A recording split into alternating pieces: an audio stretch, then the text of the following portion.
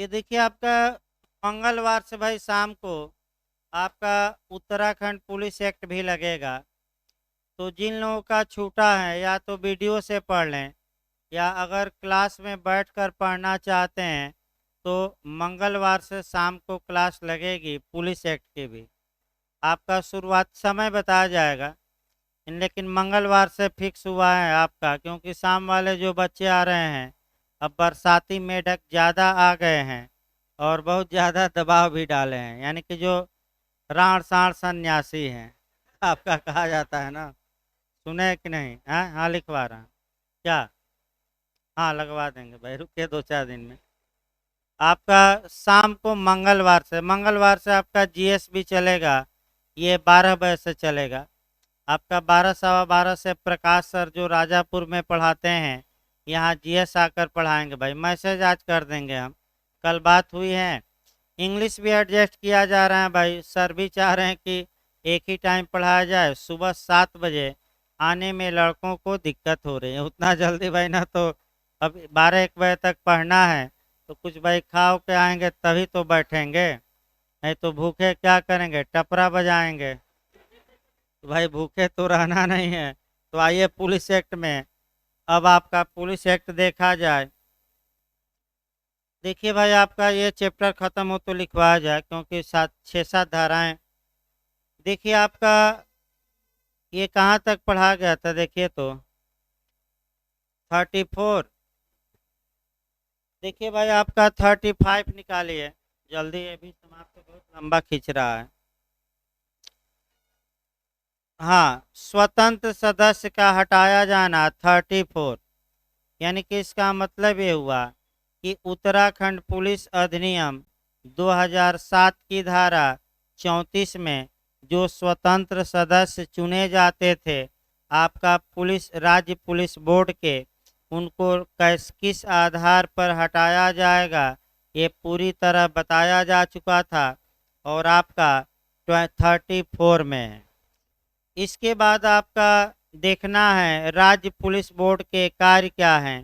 कार्य भी आपका पढ़ाया जा रहा था सेक्शन 35। देखिए भाई, यानी कि जो ये राज्य पुलिस बोर्ड की स्थापना होगी, आखिर ये क्या कार्य करेगा। तो पहला नियम ये याद रखिए कि ये एक परामर्शदात्री संस्था है जो कुछ मुद्दों पर विचार करेगा और विचार करने के बाद स्टेट गवर्नमेंट को सिफारिश देगा, एडवाइजरी देगा कि ऐसा किया जाना चाहिए। अब राज्य सरकार चाहे ऐसा करे या न करे, किसके ऊपर है? State government. तो किन किन पर मुद्दे पर विचार करके सिफारिश देगा, वही बातें अब हम बता रहे हैं। देखिए कह करके राज्य पुलिस अनुच्छेद धारा 35 चल रही है, सेक्शन कौन सा? 35। राज्य पुलिस बोर्ड द्वारा निम्नलिखित कार्यों का निष्पादन किया जाएगा, अर्थात पहला है दक्ष, प्रभावी, उत्तरदायी तथा जवाबदेह पुलिस व्यवस्था के संवर्धन हेतु नीति संबंधी मार्ग निर्देशों के संबंध में राज्य सरकार को सुझाव और परामर्श देना, यानी कि कैसे पुलिस बल को दक्ष बनाया जाए और कुशल बनाया जाए, कैसे पुलिस की जवाबदेही तय हो, कैसे पुलिस का उत्तरदायी बनाया जाए, यानी कि अगर पुलिस अपनी शक्तियों का उल्लंघन करती है तो इसके लिए उसे जिम्मेदार होना चाहिए। लोगों के मानवाधिकारों का गला घोंट देती है तो इसके लिए उसे क्या होना चाहिए? जिम्मेदार होना चाहिए। तो कैसे जिम्मेदार बनाया जाए, क्या प्रावधान किया जाए, क्या दंड का प्रावधान किया जाए, ये सभी बातें वो राज्य पुलिस बोर्ड किसको सिफारिश करेगा, सुझाव देगा? राज्य सरकार को, कि ऐसा नियम बनाया जाए। दूसरा देखिए, निष्पादन संकेतकों को चिन्हित करने में जिनमें जिनमें अन्य बातों के अतिरिक्त प्रचालन दक्षता, जनता के समाधान, पीड़ित व्यक्ति के समाधान की तुलना में पुलिस अन्वेषण तथा प्रतिक्रिया, जवाबदेही, संसाधनों का उच्चतम प्रयोग और मानव अधिकार मानकों का पालन शामिल है।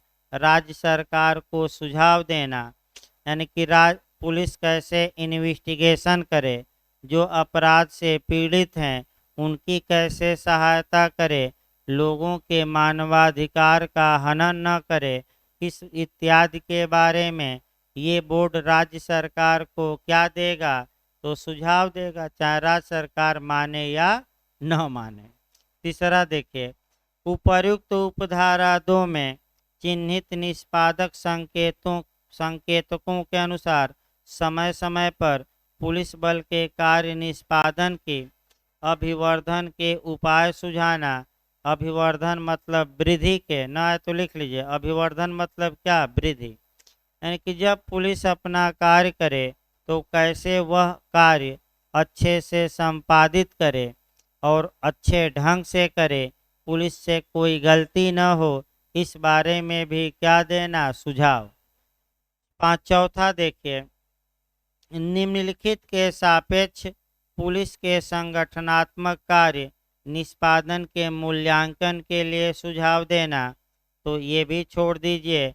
पांचवा देखिए, पुलिस के कार्य से संबंधित सूचना और आंकड़े संग्रह करने के लिए क्या नीतियां बनाई जाए, यानी कि पुलिस जो कार्य कर रही है उससे रिलेट जो सूचना है, जानकारी है, उसको कैसे एकत्र किया जाए, इसके लिए क्या पॉलिसी सरकार की होनी चाहिए, इस विषय पर भी ये बोर्ड किसको एडवाइजरी देगा, किसको सुझाव देगा, राज्य सरकार को।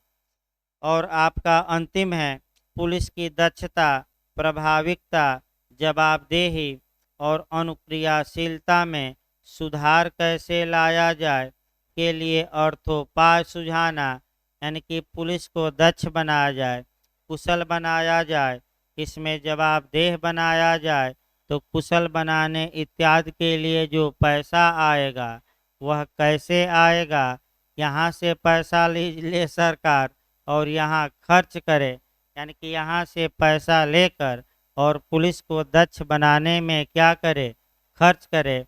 तो आपका जैसे अफगानिस्तान का उदाहरण है, पूरा पैसा अमेरिका से लिया गया और सैनिकों को दक्ष बनाया गया, इतना दक्ष बना दिया गया कि 3-2.5-3 लाख सैनिक 50,000 लोगों के सामने क्या हुए, भाग खड़े हुए।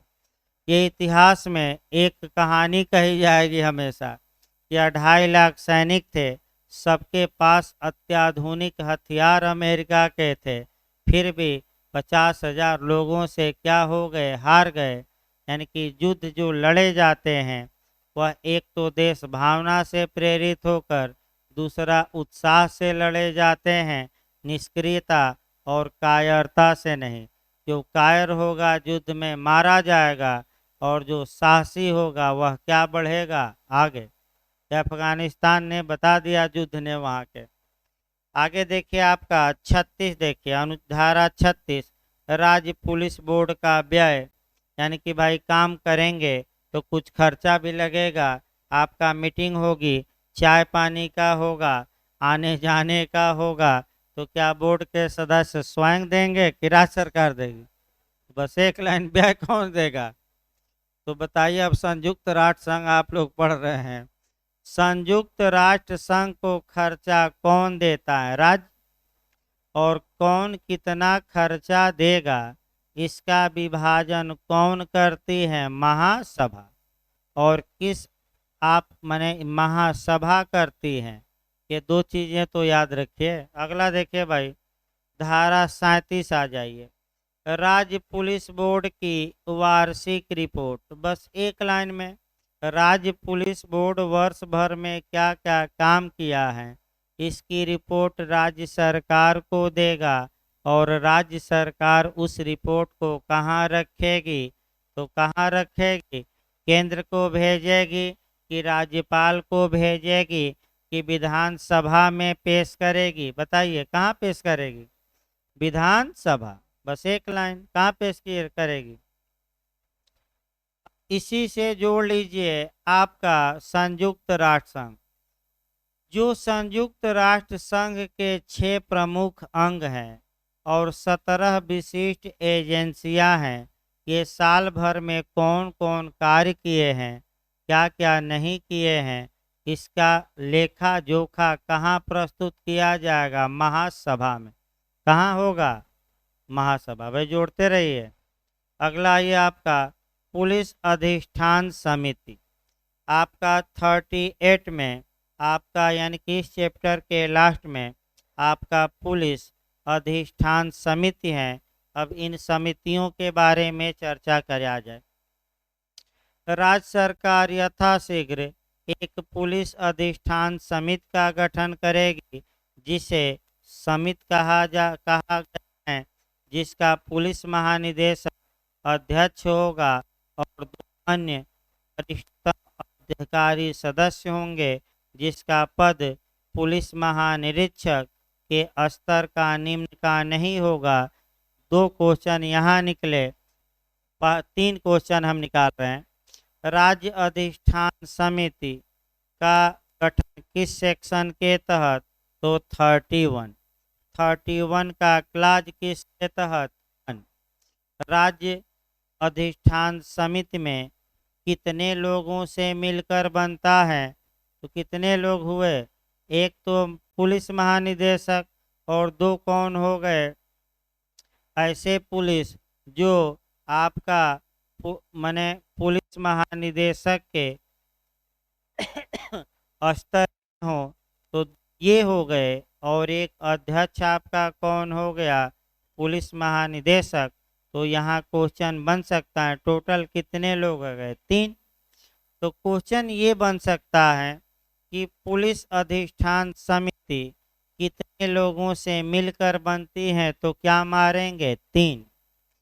और आपका 3 लोगों से। अध्यक्ष कौन होगा इसका?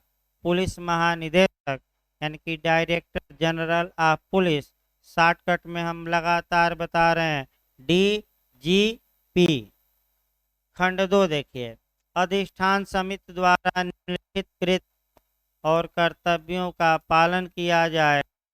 यही समिति, मैं बता दूं, आपका पुलिस बल में जो भर्ती होती हैं, भर्तियों की देख रेख संचालन करेगी।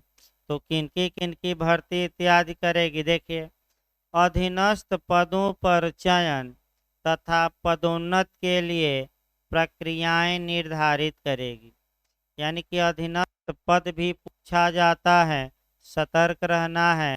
सबऑर्डिनेट पद कौन माना जाएगा? यानी कि कहाँ से नीचे के पुलिस अधिकारियों का पद अधीनस्थ या सबऑर्डिनेट पद माना जाएगा, इसकी परिभाषा दी गई है।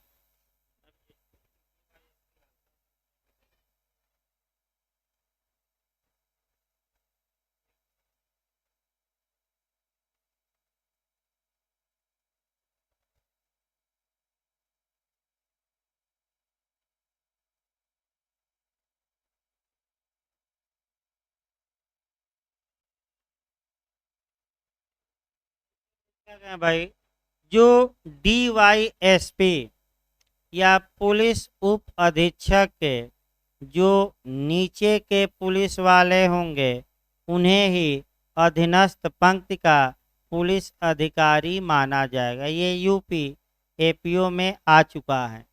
और गलत न हो, उत्तराखंड में भी आ सकता है कि कहाँ के नीचे के पुलिस अधिकारियों को सबऑर्डिनेट रैंक का पुलिस अधिकारी माना जाएगा। तो DYSP यानी कि डिप्टी SP, अर्थात हिंदी में पुलिस उपाधीक्षक के नीचे। याद रखिए इसके क्या नीचे, यानी कि इंस्पेक्टर हो गए, सब इंस्पेक्टर हो गए, हेड कांस्टेबल हो गए, कांस्टेबल हो गए, ये सब निचले स्तर के पुलिस अधिकारी हैं। देखिए अगला भाई, अगला इसमें देखा जाए अधीनस्थ पदों पर चयन, यानी कि इंस्पेक्टर, सब इंस्पेक्टर, कांस्टेबल के पदों पर कैसे चयन किया जाएगा, इसके बारे में नियम बनाना। पदोन्नत के लिए प्रक्रियाएं, यानी कि इनको कैसे प्रमोशन दिया जाएगा, ये इसके लिए नियम बनाना। अगला, अधीनस्थ अधिकारियों का एक रेंज माने क्षेत्र होता है, ना आए तो लिख लीजिएगा, एक रेंज से दूसरे रेंज में स्थानांतरण, यानी कि एक जिले से कहाँ ट्रांसफर कर दिए दूसरे जिले में, इसके लिए नियम बनाएगा। ये आपका तीसरा, क्षेत्र में कार्यरत पुलिस अपर अधीक्षक और उसके उच्चतर पदों के पुलिस अधिकारियों के स्थानांतरण और तैनाती के संबंध में राज्य सरकार को क्या करना, आपका सिफारिश करना कि यहाँ इनको ट्रांसफ़र किया जाए।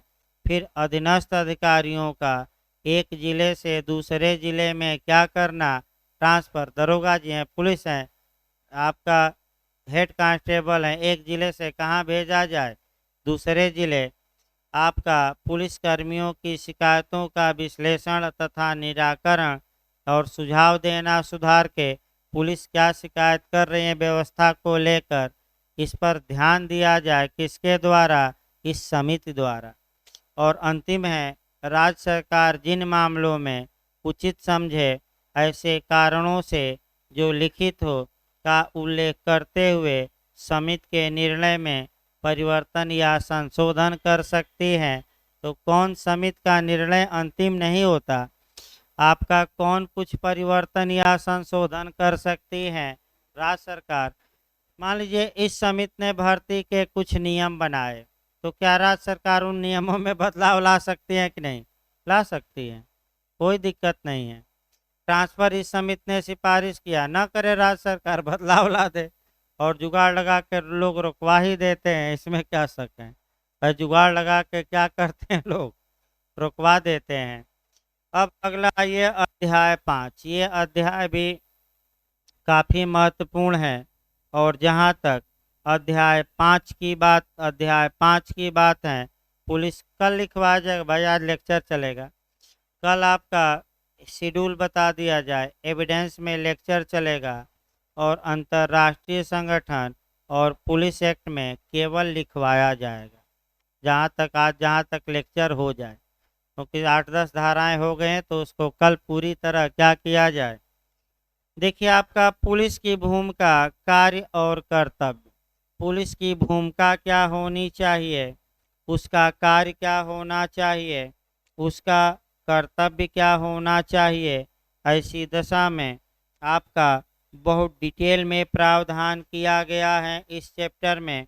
और डिटेल में जहां प्रावधान किया गया है, आपका कह सकते हैं कि आपका 39 में प्रावधान डिटेल में है कि पुलिस के कार्य, आपका भूमिका और कर्तव्य क्या होगा। देखिए भाई, आपका यहाँ एक एक करके समझना है।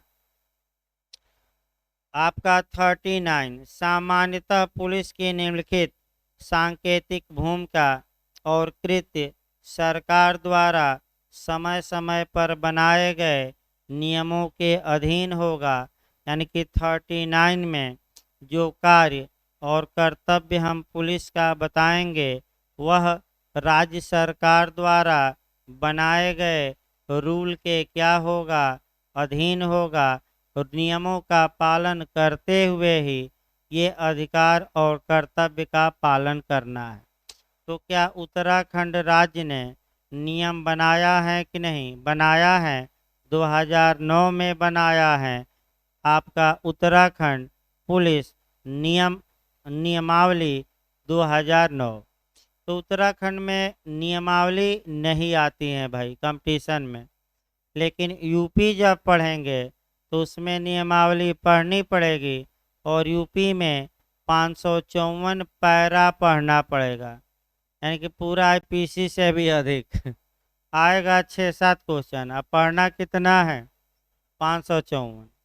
पुलिस एक्ट से बता दिया भाई, आपका क्वेश्चन भी बता दिया जाए, नहीं तो कई लोग भ्रम में रहेंगे। क्वेश्चन का बंटवारा किया गया है, आईपीसी से 35 क्वेश्चन आएंगे 100 में, एविडेंस से 25, सीआरपीसी से 25 और पुलिस एक्ट से मात्र 15।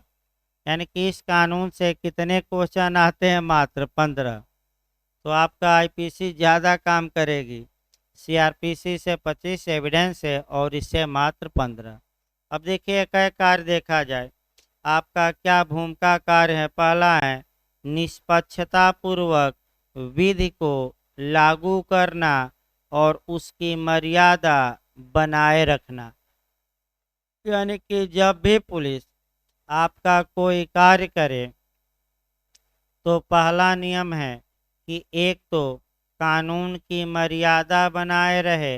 इसका मतलब ये हुआ कि जो भी कार्य करे कानून का पालन करते हुए करे। ये पहला उसका माने कर्तव्य है। दूसरा, आपका निष्पक्षता पूर्वक विधि को लागू करना, यानी कि जब कानून के अनुसार पुलिस वाले कार्य कर रहे हैं तो धर्म के आधार पर, रिश्तेदारी के आधार पर, जाति के आधार पर, क्षेत्र के आधार पर, संप्रदाय के आधार पर, उपजाति के आधार पर कोई विभेद नहीं करेंगे। ये किसका कर्तव्य है? पुलिस का। दूसरा देखिए, जनता के जीवन, स्वतंत्रता, संपत्ति, मानव अधिकार और गरिमा का संरक्षण करना। तो अब एक एक करके चलिए। जनता के जीवन की रक्षा करना आपका किसका कर्तव्य है? पुलिस का कर्तव्य है। और जीवन का अधिकार तुरंत अब कोरिलेट करते रहिए एक एक करके। जीवन जीने का अधिकार, राइट टू लाइफ, संविधान के किस अनुच्छेद में है? तो 21। अब यहीं से आपका आईपीसी भी कोरिलेट करना है। अब कोरिलेशन थोड़ा ज़्यादा होगा, यानी कि इस चैप्टर में कोरिलेशन सीआरपीसी, एविडेंस, संविधान ज़्यादा होगा। अब आईपीसी का सेक्शन 99 पर गौर करिए थोड़ा।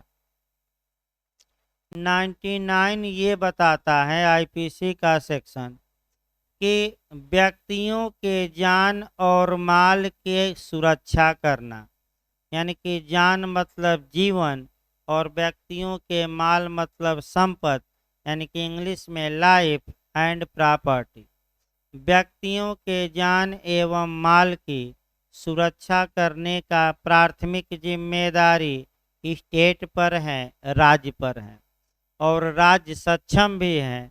इसके लिए पुलिस बल का गठन किया है और ये इस पुलिस बल का सेक्शन 39 में पहला ही कर्तव्य है कि वह व्यक्तियों के जान और माल की क्या करे? सुरक्षा।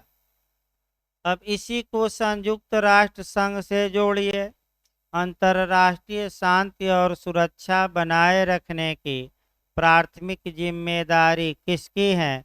तो किसका बताया गया? लगातार बताया जा रहा है, सुरक्षा परिषद की महासभा। किस अनुच्छेद में अभी बताया नहीं गया, बताया जाएगा 24। अभी बताया जाएगा क्योंकि अभी न्याय का अंतर्राष्ट्रीय न्यायालय चल रहा है। अगर प्राथमिक जिम्मेदारी निभाने में सुरक्षा परिषद विफल होती है तो क्या महासभा इस जिम्मेदारी को निभा सकती है कि नहीं? निभा सकती है। तो कौन सा संकल्प इसके लिए महासभा ने पास किया? तो शांति के लिए एकत्रित होने का संकल्प। डेट याद रखिए, किस तारीख को पास हुआ? तो बताया गया था आज भी 3 नवंबर 1950।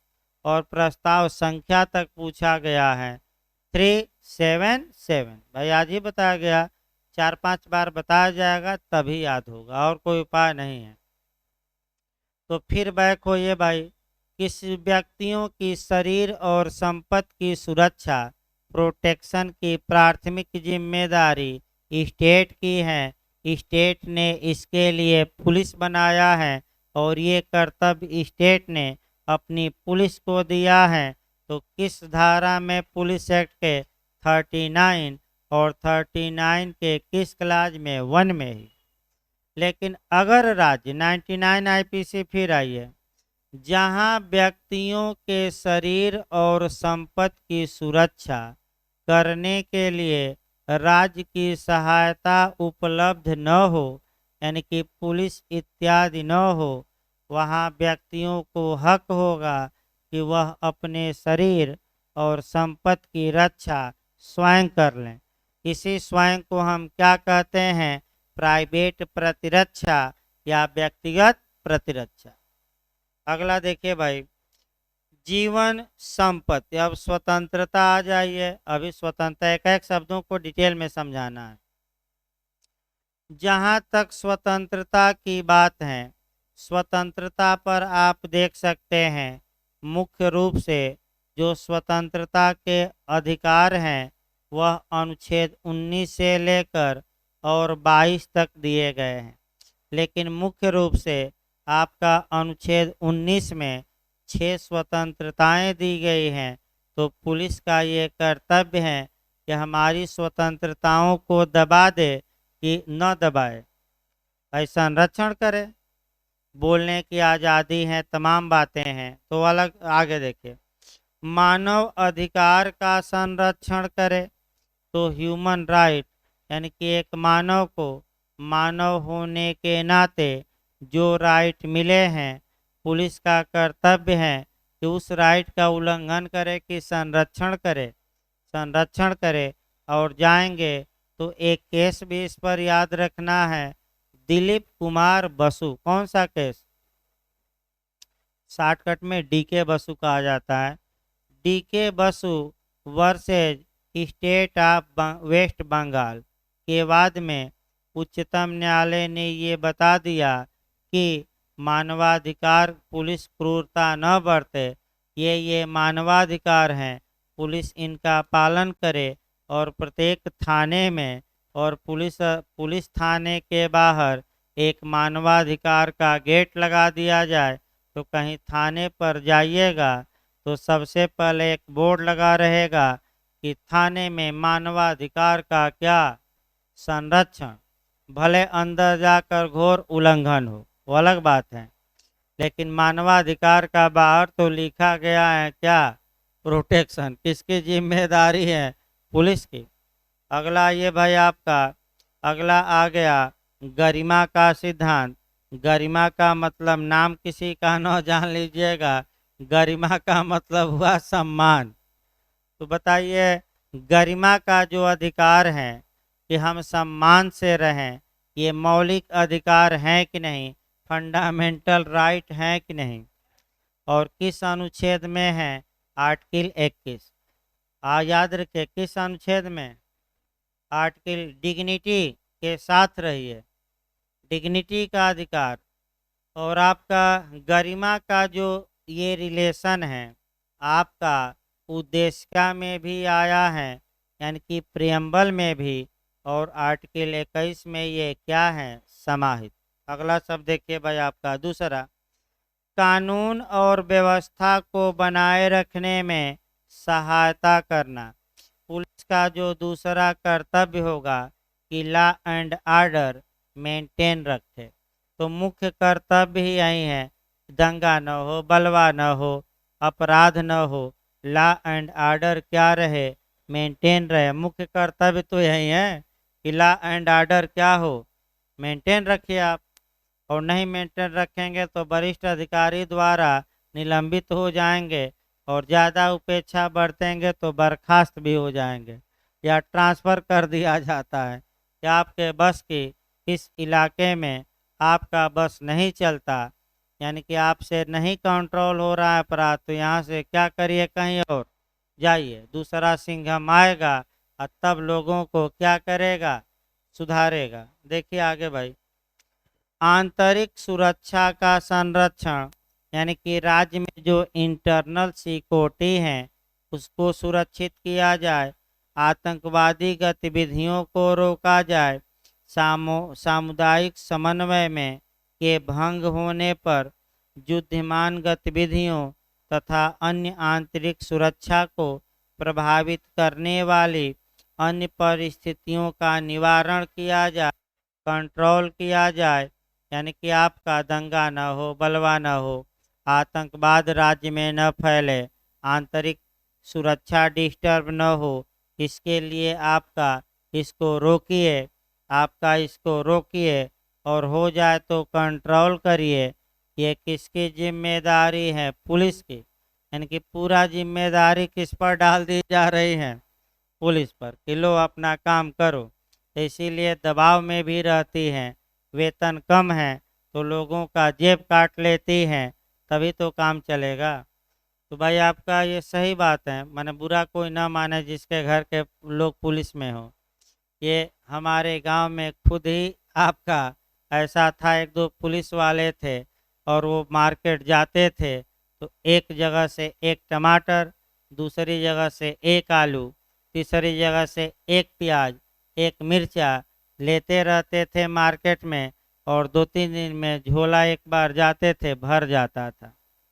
और नहीं दोगे तो आपका भी आगे धारा बताई जाएगी कि क्यों यहाँ चौराहे पर लगा दिए, तुम्हारे बाप की रोड है, चलो चालान कटेगा। देखे होंगे दौड़ते रहते हैं, चलो चालान कटेगा। तो अभी धारा वो बची हैं जहाँ पुलिस अभियान चलाया जाएगा किसका, ये तो अभी कर्तव्य एक दो धारा बाद आएगा। और उत्तर प्रदेश पुलिस एक्ट की धारा 34 पढ़ी जाती है, यानी कि उत्तर प्रदेश में जो 1861 में था धारा 34 है, और उत्तराखंड में सेक्शन बदलेगा लेकिन कार्य नहीं बदलेगा।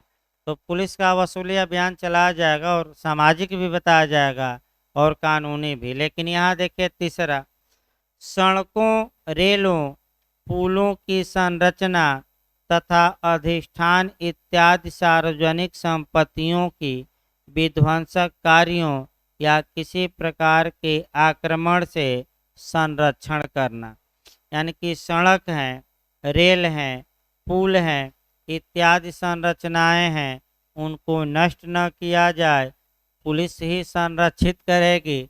और नष्ट उनको खराब न किया, यानी कि पुल उड़ा दे कोई बम से, रेलवे का लाइन ही काट दे, जो अंग्रेजों के समान लोग अंग्रेजों के समय काटते थे, अब ये सब मना है। अगला देखिए चौथा भाई, अपराध निवारण और उसके निवारण कार्य और उपायों तथा अपराध निवारण हेतु सम्यक उपायों के कार्यान्वयन से संबंधित अभिकरणों के साथ साथ सहयोग तथा सहायता द्वारा अपराध की घटनाएं घटित होने के अवसर को कम करना। यानी कि अपराध को निवारित किया जाए, प्रिवेंट किया जाए और ऐसा प्रयास किया जाए कि अपराध की घटनाएं बढ़ जाए कि कम हो। तो कौन चाहता है कि अपराध बढ़े, कोई तो चाहता होगा आप लोग तो चाहते हैं और कौन चाहेगा भाई। भाई वकील वर्ग चाहता है कि मुकदमा बढ़े, भाई वकील वर्ग चाहता है कि मुकदमा बढ़े, कोर्ट में आएगा, क्लाइंट आएगा तो क्या देगा, पैसा, पुलिस, तभी तो पैसा मिलेगा। अगर अपराध एकदम ध्वस्त हो जाए, कम हो जाए, तो भूखे मर जाएंगे वकील, ये भी समस्या है भाई। इसको अन्यथा न लिया जाए, उदाहरण बताया जा रहा है कोई, लेकिन कुछ तो सच्चाई है ही, अपराध कम हो जाएंगे। अब पहले 2 पॉइंट यहाँ पकड़ना है, एक तो अपराधों का निवारण करिए और दूसरा ऐसा प्रयास करिए कि अपराध ज़्यादा हो कि कम हो, कम हो। तो पहले जैसे ही प्रिवेंटिव पढ़िएगा, अपराध का निवारण पढ़िएगा, तो सीआरपीसी में आप पढ़िएगा कम से कम कौन सा अध्याय पढ़ेंगे, 11, और 11 अध्याय कहाँ से कहाँ तक सीआरपीसी में है, 149 से लेकर 153, और इसमें सबसे महत्वपूर्ण जो है 151। देखिए 151 ही बताया जाएगा। मेंस में भी ये आपका बिहार में एक बार क्वेश्चन आ चुका है। क्वेश्चन ये बना है कि प्रिवेंटिव अरेस्ट क्या होता है, निवारक गिरफ्तारी क्या होती है, ये बताइए। फिर याद रखिए कौन सी गिरफ्तारी, प्रिवेंटिव, निवारक। तो इसको बता दिया जाए 2 मिनट। सामान्यतः किसी व्यक्ति को अपराध करने के बाद ही गिरफ्तार किया जाता है। जहां तक कॉग्निजेबल ऑफेंस की बात है, संज्ञेय अपराध की बात है, वारंट के बिना पुलिस गिरफ्तार कर सकती है, लेकिन असंज्ञेय अपराध में, नॉन कॉग्निजेबल में वारंट के बिना पुलिस गिरफ्तार नहीं कर सकती। लेकिन यह विधि का पूर्ण नियम नहीं है। सेक्शन 151 सीआरपीसी इसका अपवाद है, जहां की अपराध करने के पूर्व ही किसी व्यक्ति को अरेस्ट किया जा सकता है और इसे ही प्रिवेंटिव अरेस्ट या निवारक गिरफ्तारी कहा जाता है। निवारक गिरफ्तारी अपराध करने के क्या पहले गिरफ्तार कर लेना। अब इसको समझिए क्या कहा गया है। यदि कोई पुलिस वाला है, उसके समक्ष कोई व्यक्ति है और पूरी संभावना है कि वह संज्ञेय अपराध कर देगा और पुलिस को लगता है कि इस संज्ञेय अपराध को होने से रोकने के लिए अब ये आवश्यक हो गया है कि इसे वारंट के बिना तत्काल गिरफ्तार किया जाए, तो पुलिस ऐसे व्यक्ति को संज्ञेय अपराध किए जाने से निवारित करने, मतलब क्या, रोकने रोकने के लिए वारंट के बिना गिरफ्तार कर सकती है। ये इसी को यही लिखना है, बस 15 लाइन टिप्पणी में। इसी को हम क्या कहते हैं? Preventive arrest. याद रखिएगा। अब प्रिवेंटिव बेल भी पूछा जा सकता है इसी तर्ज पर।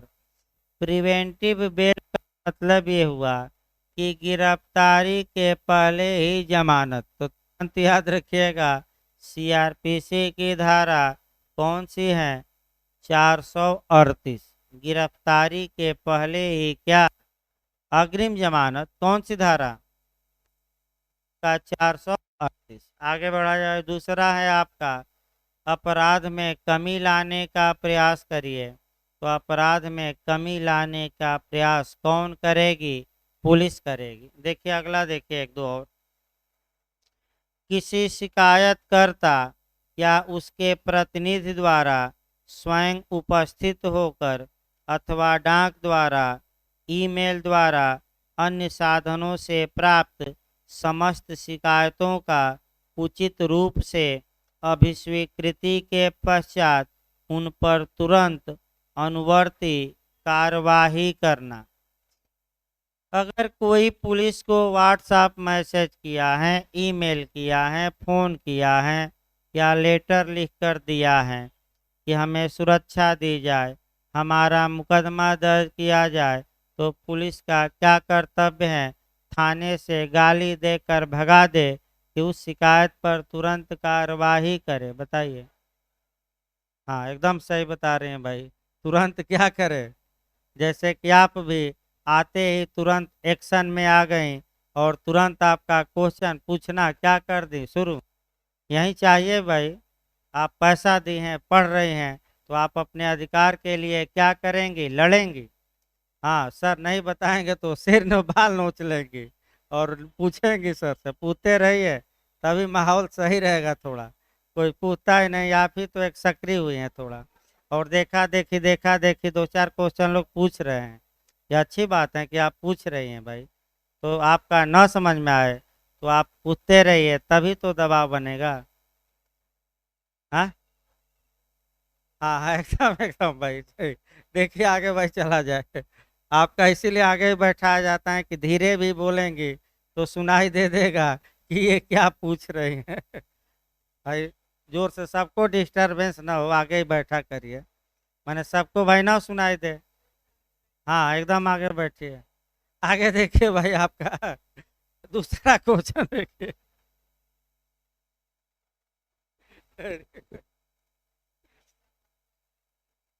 नहीं नहीं, मैंने आगे अच्छा रहता है पूछने में भी और सब में, समझने में भी। आगे देखिए भाई आपका अगला देखा जाए। अब शिकायत करवाइए 2-4 पुलिस से और रिपोर्ट दर्ज कराइए, और तुरंत पुलिस अगर रिपोर्ट न दर्ज करे तो आप तुरंत एक्शन करवाइए। ध्यान से अब समझिए। देखिए पुलिस को शिकायत की जाती है, सूचना की जाती है, अगर संज्ञेय अपराध हैं, संज्ञेय बताया जाएगा सीआरपीसी में, गंभीर अपराध, तो सीआरपीसी की धारा में सूचना दी जाती है 154। और इस मामले में पुलिस क्या दर्ज करेगी? एफआईआर। और अगर असंज्ञेय अपराध हैं या साधारण अपराध हैं तो सूचना पुलिस को दी जाती है तो 155 सीआरपीसी की धारा के तहत क्या दर्ज करेगी? एनसीआर, नॉन कॉग्निजेबल रिपोर्ट, असंज्ञेय मामलों में इत्तला। अब तुरंत यही कोरिलेट करना है। पुलिस एफआईआर दर्ज करने के लिए बाध्य है कि उसका विवेकाधिकार है, बाध्य है, लेकिन भगा देती है बाध्य होते हुए भी। दिक्कत ये है, अगर पुलिस, अब अगला क्वेश्चन, आपकी शिकायत को दर्ज नहीं करती, जबकि यहाँ बताया गया है कि तुरंत शिकायत क्या करिए? दर्ज नहीं करती तो पुलिस वाले सजा के हकदार होंगे और आईपीसी में जाना पड़ेगा। आईपीसी की धारा 166 ए। तो एफआईआर दर्ज न करना कहाँ दंडनीय है? 166 ए। और जो व्यक्ति झूठी एफआईआर दर्ज करा दिया वह सजा पाएगा आईपीसी की धारा 211। जैसे कि जाकर फर्जी एफआईआर दर्ज करा देते हैं तो उसके लिए भी व्यवस्था है।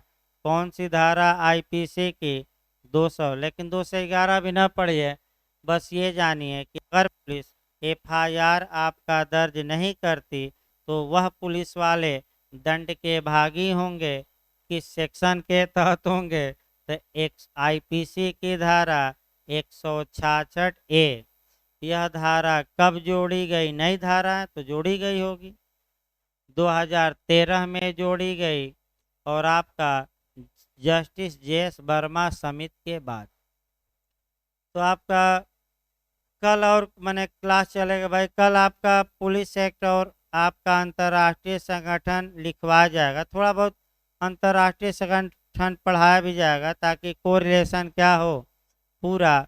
उसके बाद आपका और एविडेंस का लेक्चर चलेगा, पढ़ कर आइएगा। सेक्शन 28 और 29 एविडेंस का थोड़ा बहुत टेक्निकल है अभी, इसके बाद थोड़ा आसान आएगा।